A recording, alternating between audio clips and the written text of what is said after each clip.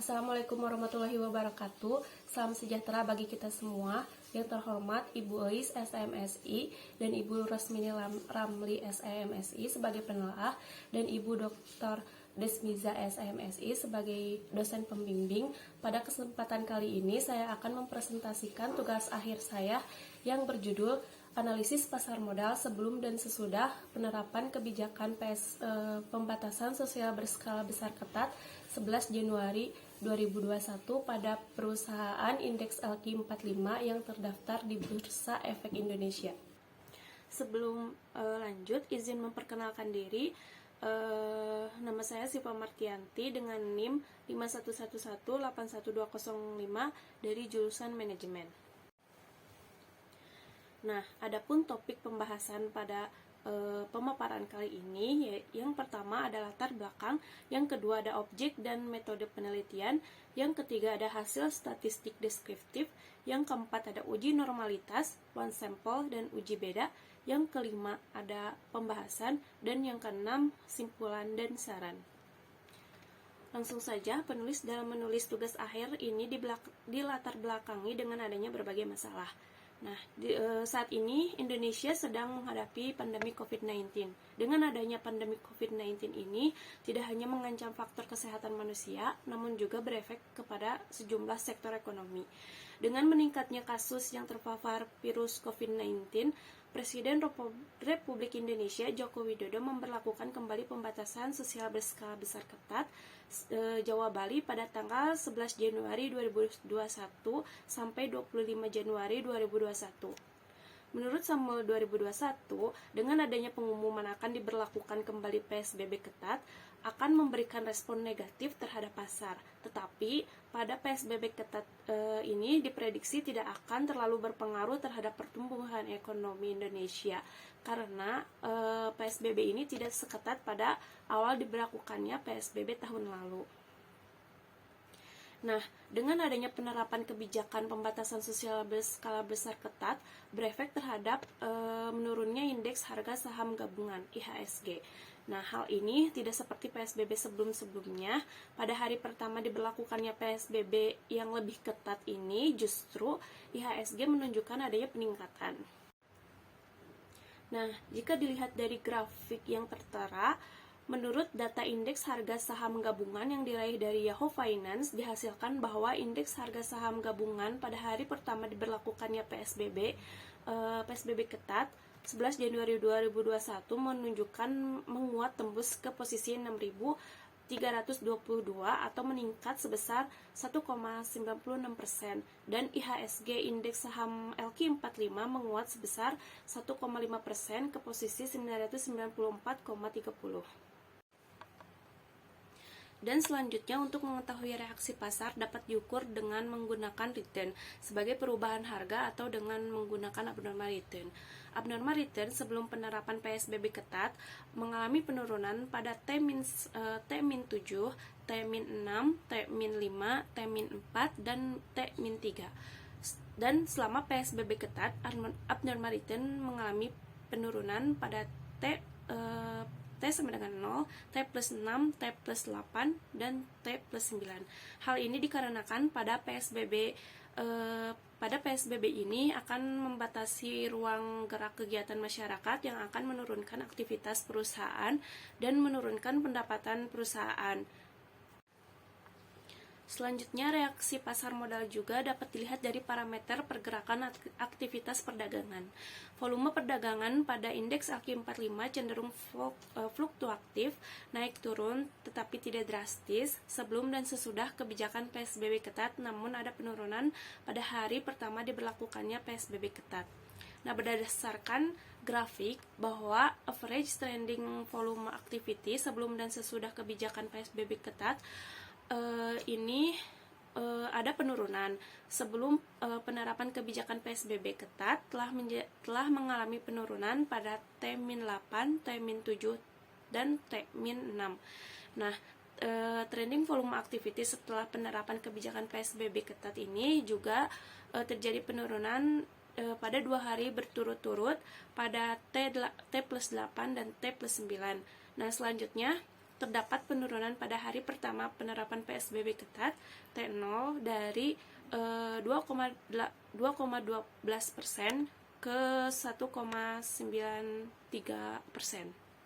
Nah, dengan adanya peristiwa penerapan PSBB ketat ini, adanya sentimen negatif terhadap investor. Nah, selain trading volume activity, kondisi pasar dalam perdagangan saham biasanya dapat dilihat dari trading frekuensi activity. Nah, ketika saham yang diperdagangkan dalam situasi meningkat, maka frekuensi perdagangan tinggi.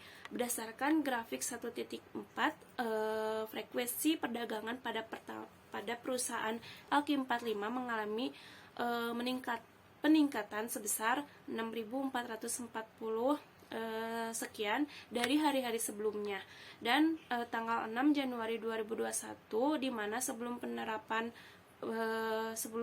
penerapan PSBB ketat, frekuensi perdagangan ini mengalami penurunan di sekitar 5.562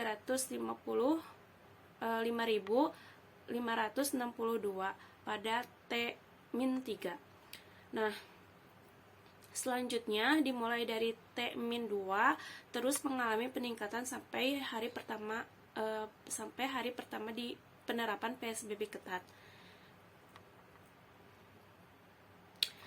Nah, jika pengumuman PSBB ketat ini mengandung informasi, maka akan meningkatkan likuiditas saham yang ditunjukkan dari pergerakan investor yang melakukan perdagangan saham secara aktif dan investor akan membeli atau menjual sahamnya. Selanjutnya di sini ada teori yang digunakan. Yang pertama, teori hipotesis pasar efisien. Menurut Tanda Lilin 2010 mengatakan berdasarkan hipotesis pasar efisien memprediksikan bahwa pasar akan memberikan respon yang negatif jika informasi itu baik, dan juga sebaliknya jika informasi yang diberikan buruk, maka pasar akan memberikan respon yang negatif. Nah, selanjutnya teori abnormal return. Jika terdapat abnormal return, maka dapat dikatakan bahwa suatu pengumuman mempunyai kandungan informasi positif yang akan memberikan abnormal return positif terhadap pasar. Sebaliknya, jika mengandung informasi atau informasi yang negatif, maka akan memberikan abnormal return negatif juga terhadap pasar, menurut Hartono 2017. Dan teori trading volume activity. Di sini trading volume activity digunakan sebagai alat ukur likuiditas saham. Jika saham dikatakan liquid, maka volume saham yang diperdagangkan lebih besar dari volume saham yang diterbitkan, yang tercermin dari meningkatnya volume perdagangan, menurut Suganda 2018. Dan teori trading volume activity teori trading frequency activity, menurut Mulyana 2011, semakin liquid transaksi frekuensi perdagangan, maka akan semakin tinggi minat investor untuk terhadap saham perusahaan. Saham dengan tingkat likuiditas yang tinggi maka akan meningkatkan profitabilitas untuk mendapatkan return saham, yang akhirnya akan meningkatkan harga saham. Selanjutnya ada gambar 1.5, yaitu skema kerangka pemikiran. Nah, yang pertama dimulai dari investasi, lalu ke pasar modal, lalu efisiensi pasar modal, lalu COVID-19, lalu PSBB ketat, lalu event study, dan abnormal return, trading volume activity, trading frekuensi activity sebelum dan sesudah. Nah, selanjutnya ada gambar 1.6, yaitu paradigma penelitian. Nah, di sini dimulai dari peristiwa kebijakan PSBB ketat 11 Januari 2021 dengan variabel abnormal return, trading volume activity, dan trading frekuensi activity sebelum dan sesudah peristiwa. Nah, adapun hipotesis yang diajukan dalam penelitian ini yaitu sebagai berikut. Yang pertama, hipotesis yang pertama, terdapat perbedaan abnormal return pada saat sebelum dan sesudah kebijakan PSBB ketat. Hipotesis yang kedua, terdapat perbedaan trading volume activity sebelum dan sesudah kebijakan PSBB ketat. Dan yang ketiga, terdapat perbedaan trading frekuensi activity sebelum dan sesudah kebijakan PSBB ketat. Selanjutnya ada objek dan metode penelitian. Yang pertama ada objek penelitian. Objek penelitian yang digunakan dalam penelitian ini yaitu abnormal return, trading volume activity, dan trading frequency activity terhadap peristiwa penerapan kebijakan pembatasan sosial berskala besar ketat 11 Januari 2021 pada perusahaan indeks ALKI 45 periode Agustus 2020 sampai Januari 2021 yang terdaftar di Bursa Efek Indonesia. Dan yang kedua ada metode penelitian. Metode penelitian ini yaitu metode penelitian kuantitatif. Pendekatan penelitian ini menggunakan metode deskriptif dan komparatif. Selanjutnya di sini ada hasil statistik deskriptif. Di sini ada AAR sebelum, AAR sesudah, ada ATVA sebelum, ATVA sesudah, ATFA sebelum, dan ATFA sesudah. Nah, AAR sebelum di sini ada rata-rata dengan 0,0097 dan standar deviasinya 0,0156. Dan AAR sesudah 0,0016 dan 0,0111. Nah, hal ini standar deviasi lebih besar dari rata-rata, berarti data tersebut bersifat heterogen. Nah, selanjutnya di sini average trending volume activity sebelum dan sesudah rata-rata dan standar deviasinya lebih besar daripada rata-ratanya. Hal ini berarti data dari average trending volume activity bersifat heterogen. Begitupun dengan average trending frekuensi activity sebelum dan sesudah. Hasil rata-rata dan standar deviasinya lebih besar daripada nilai rata-ratanya, berarti data dari trading frekuensi activity ini bersifat heterogen. Selanjutnya ada uji one sample. Di sini ada uji one sample, average abnormal return, average trading volume activity, dan average trading frequency activity. Average pada uji one sample average abnormal return di sini terdapat beberapa yang tidak signifikan. Pada T-4, T sama dengan 0, T plus 1, T plus 2, dan T plus 5. Sedangkan untuk pengujian one sample pada average trading volume activity dan average trading frequency activity semuanya signifikan. Selanjutnya di sini ada uji normalitas. Untuk mengetahui uji beda memakai pengujian paired simple t-test atau Wilcoxon-Sieg-Rank test.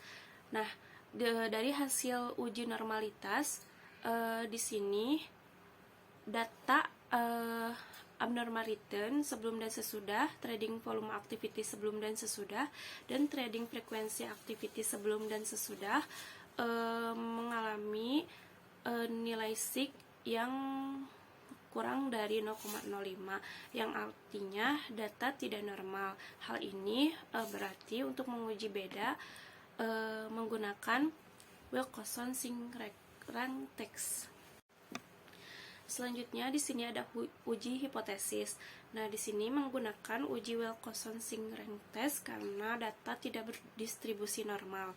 Nah, untuk AAR sebelum dan sesudah penerapan kebijakan PSBB ketat, di sini nilai SIG-nya 0,04, yang artinya lebih kecil daripada 0,05.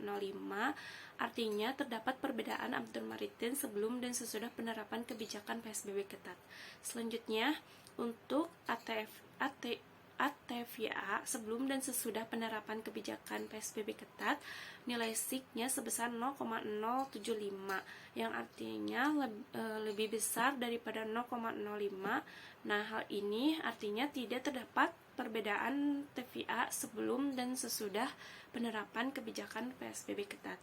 Selanjutnya untuk pengujian trading frekuensi activity sebelum dan sesudah penerapan kebijakan PSBB ketat, nilai SIG-nya sebesar 0,001, artinya lebih kecil daripada 0,05, yang artinya terdapat perbedaan trading frekuensi activity sebelum dan sesudah penerapan kebijakan PSBB ketat. Nah, selanjutnya di sini ada pembahasan. Yang pertama ada perbedaan abnormal return sebelum dan sesudah terhadap penerapan kebijakan pembatasan sosial berskala besar ketat pada perusahaan indeks ALKI 45.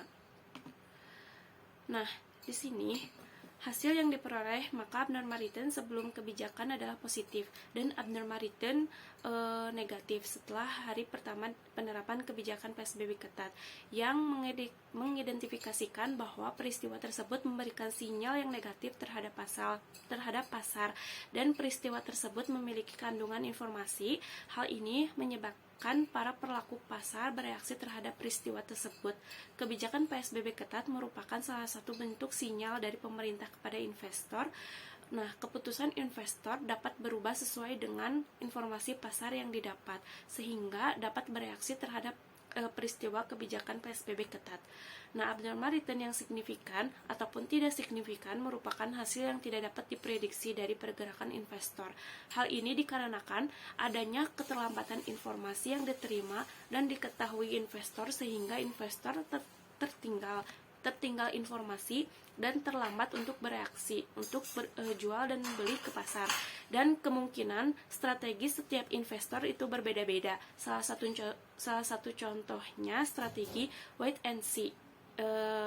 Investor akan menunggu momen yang tepat untuk keluar dan masuk ke pasar modal. Selanjutnya, menurut Tanda Lilin 2010, reaksi pasar modal juga dapat dilihat dari parameter pergerakan aktivitas perdagangan, di mana investor akan menilai suatu peristiwa yang mengandung informasi, kemudian informasi tersebut menghasilkan keputusan perdagangan pada keputusan perdagangan normal. Maka dari hasil penelitian dapat dikatakan bahwa pasar tidak memberikan sinyal dan tidak mengandung informasi terhadap aktivitas volume perdagangan. Nah, dengan ini maka volume perdagangan pada perusahaan indeks ALKI 45 yang terdaftar di Bursa Efek Indonesia tidak menunjukkan bahwa sebuah peristiwa tidak memberikan informasi yang cukup kepada investor untuk pengambilan keputusan. Nah, dengan tidak adanya perbedaan yang signifikan bahwa pasar efisien dalam bentuk setengah kuat secara informasi tetapi tidak secara keputusan. Hal ini investor melihat dari informasi yang diterima, yang membuat investor tidak ingin mengambil risiko terlalu cepat dalam mengambil keputusan dari suatu informasi. Nah, dari hasil penelitian ini disebabkan karena PSBB ketat ini belum menjadi peristiwa atau informasi yang mempengaruhi pergerakan harga saham. Nah, kemungkinan para investor merasa sudah siap untuk menghadapi adanya PSBB ketat yang sudah terjadi pada PSBB sebelum-sebelumnya. Nah, selain itu, investor juga dapat menggunakan informasi lain sebagai acuan untuk mengambil keputusan dalam berinvestasi, seperti kebijakan-kebijakan yang ditetapkan oleh pemerintah seperti Perpu nomor 1 tahun 2020 tentang kebijakan keuangan negara dan sistem stabilitas sistem keuangan untuk penanganan pandemi coronavirus disease COVID-19 dan atau dalam rangka menghadapi ancaman yang membahayakan perekonomian nasional dan atau stabilitas sistem keuangan yang disetujui oleh Presiden Joko Widodo pada tanggal 31 Maret 2020. Selanjutnya, perbedaan trading frekuensi activity sebelum dan sesudah penerapan kebijakan PSBB ketat pada perusahaan indeks ALKI 45. Nah, menurut Mulyana 2011, semakin liquid transaksi frekuensi perdagangan, maka akan semakin tinggi minat investor terhadap saham perusahaan.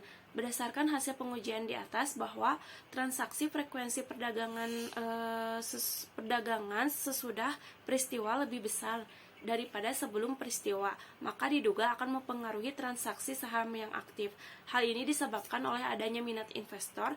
Dengan adanya peningkatan likuiditas ini mungkin karena sebagian besar harga saham perusahaan indeks ALKI 45 ini rendah dan memungkinkan mudah diakses oleh investor.